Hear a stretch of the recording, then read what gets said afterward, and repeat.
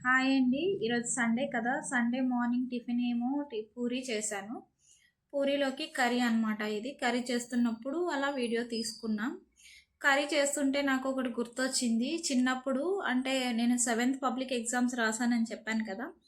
అప్పుడు మా ఊరు నుంచి వేరే ఊరు బస్సులో వెళ్ళేవాళ్ళం ఎగ్జామ్ రాయడానికి. అంటే అక్కడ స్కూలు 10th వరకు ఉంది మక్కువ అని.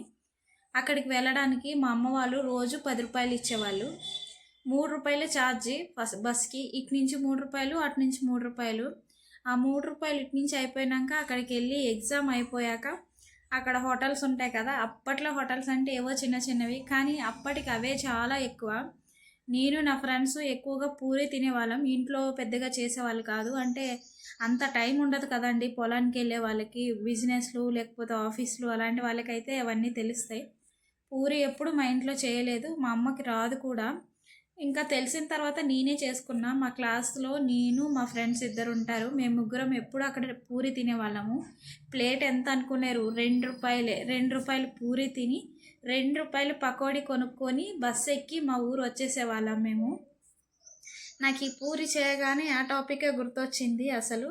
అంటే ఇప్పుడే కాదు, నేను చాలా సార్లు చేశాను. కాకపోతే ఇదెప్పుడు ఇలా గుర్తు చేసుకోలేదు.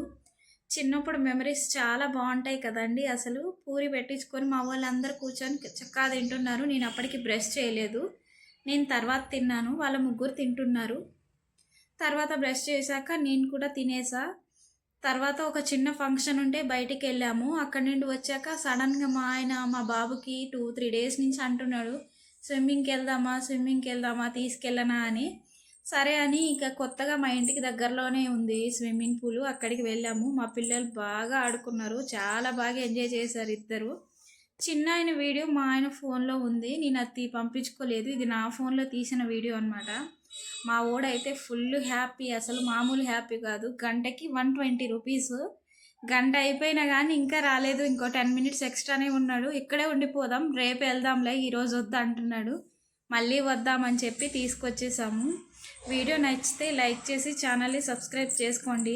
చాలామంది వీడియోస్ చూస్తున్నారు కానీ ఎవ్వరూ లైక్ చేయట్లేదండి. లైక్ చేసి ఛానల్ని సబ్స్క్రైబ్ చేస్తే సపోర్ట్గా ఉంటుంది.